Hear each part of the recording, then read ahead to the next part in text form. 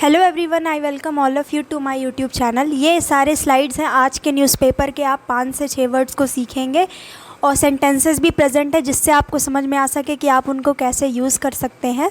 तो आज का फर्स्ट वर्ड है हमारा इम्प्लीकेशन। इम्प्लीकेशन का मतलब होता है कोई भी चीज़ जिसका आप अनुमान लगाते हैं।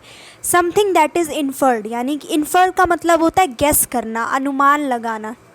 तो इम्प्लीकेशन क्या होता है कि आप गेस करते हो किसी चीज़ को। अगर कोई चीज़ आप बोलते हो कि ये बाय माय इम्प्लीकेशन या फिर बाय इम्प्लीकेशन मुझे लगता है ऐसा हुआ है, यानी कि आपको हकीकत में पता नहीं है वो इंसिडेंट के बारे में, लेकिन आप ऐसा अनुमान लगा रहे हो कि शायद से ये चीज़ हो गई होगी तो ऐसा हुआ होगा।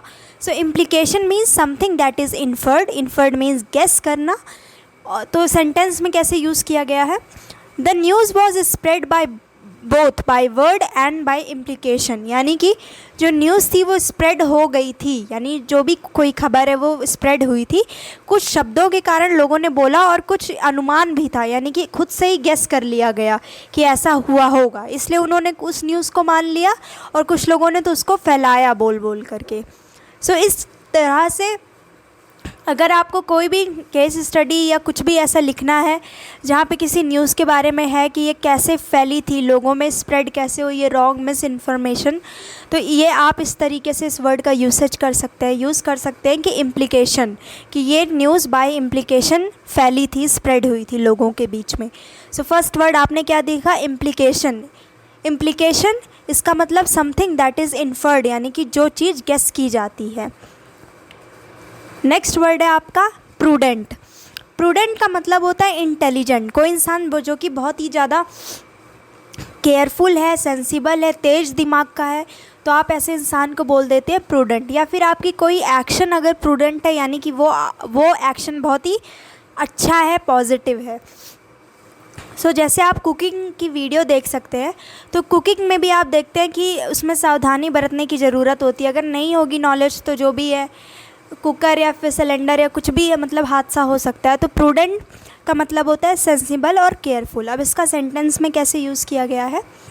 It is clearly prudent to take all precautions, कि ये क्लियरली प्रूडेंट है, सेंसिबल है, केयरफुल है कि आप सारे प्रिकॉशंस को लें। तो prudent means sensible and careful.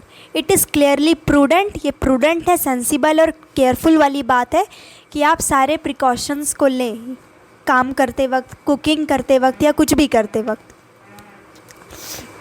तो जैसे कि कुकिंग में काटना होता है तो चाकू लग सकता है, तो अगर आप प्रूडेंट हैं तो प्रूडेंटली आप प्रिकॉशंस लेंगे।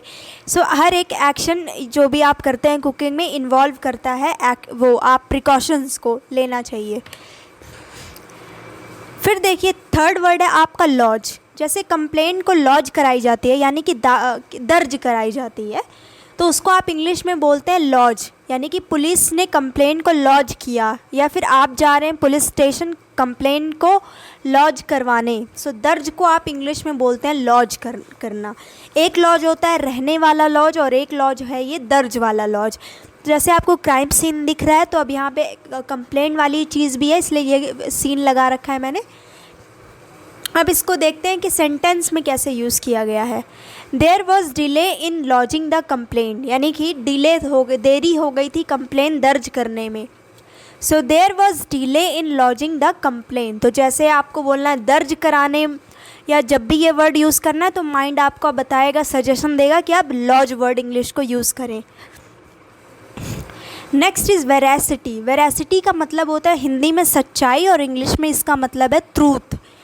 अब जैसे कि दो लोग बात कर रहे हैं तो इसको डाउट है कि मैं डाउट करता हूँ तुम्हारी इस सेंटेंस की सच्चाई पे।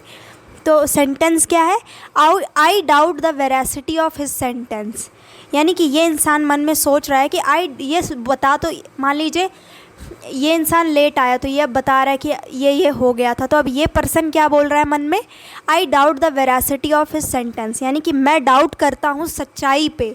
कौन सी सच्चाई पे? इसकी सेंटेंस की सच्चाई पे, यानी ये जो बोल रहा है उसकी सच्चाई पर मुझे संदेह है, यानी कि डाउट है। So veracity means truth. Next is allegations. Allegation यानी आरोप, आरोप लगाना, यानी किसी पर ब्लेम लगाना, उसको आप इंग्लिश में बोलते हैं allegations. That allegation is a lie, यानी कि वो एलिगेशन क्या है, लाई है, यानी कि वो सारे आरोप झूठे हैं। यानी एलिगेशन मीन्स आरोप, that allegation is a lie. Next word है आपका कोरोबोरेशन। कोरोबोरेशन यानी कि कन्फर्मेशन दैट सम फैक्ट और statement is true.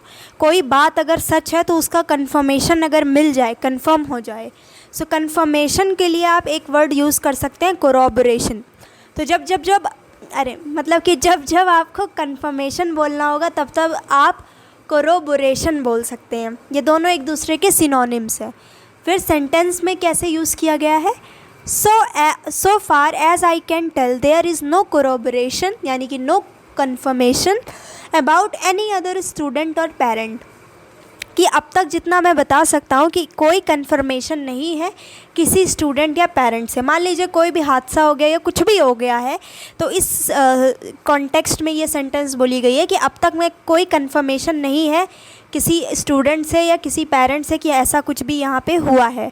So conformation means कोरोबोरेशन। Next word है आपका पर्टेन। पर्टेन का मतलब होता है रिलेटेड। कोई चीज़ किसी से रिलेटेड है तो आप बोल सकते हैं कि ये चीज़ इस चीज़ से पर्टेन करती है, यानी कि रिलेटेड है। कोई चीज़ रिलेटिंग टू, रिलेटिंग की जगह पे आप बोल सकते हैं पर्टेनिंग टू, पर्टेनिंग।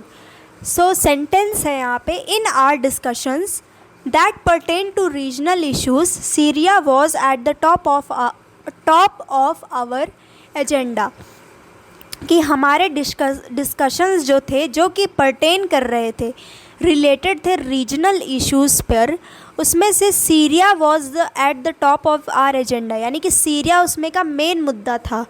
जो हमारा डिस्कशन था जो कि पर्टेन कर रहा था, रिलेटेड था, रीजनल इश्यूज़ थे, उन रीजनल इश्यूज़ में सीरिया के बारे में जो बात है वो सबसे ज़्यादा, मतलब वो टॉप पर था हमारे एजेंडा में।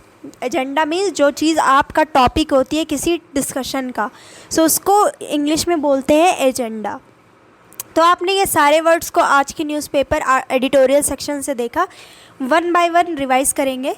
पर्टेन मीन्स रिलेट करना, यानी जब आपको रिलेटेड बोलना होगा कि ये चीज़ इस चीज़ से रिलेटेड है, तब आप बोल सकते हैं पर्टेनिंग, पर्टेन वर्ड को यूज़ कर सकते हैं। कन्फर्मेशन की जगह आज के बाद आप बोल सकते हैं कोरोबोरेशन।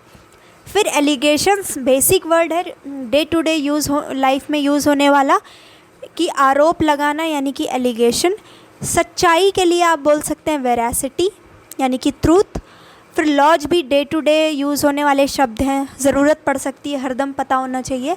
दर्ज मीन्स लॉज। और फिर आपने देखा समझदार इंसान को जो कि सेंसिबल हो, आप उसको बोल सकते हैं प्रूडेंट, तो ये एडजेक्टिव फॉर्म में यूज़ किया जा सकता है। और इम्प्लीकेशन यानी आपके अनुमान, आपका जो भी गेस हो। सो अगर वीडियो पसंद आए तो मेरे चैनल को सब्सक्राइब करें, और इससे इस चीज़ की जो आपने आज पढ़ा इसकी PDF के लिए आप मेरे टेलीग्राम चैनल को ज्वाइन कर सकते हैं। और टेलीग्राम चैनल की लिंक आपको इस वीडियो के कमेंट सेक्शन में मिल जाएगी। So thank you so much for watching this video.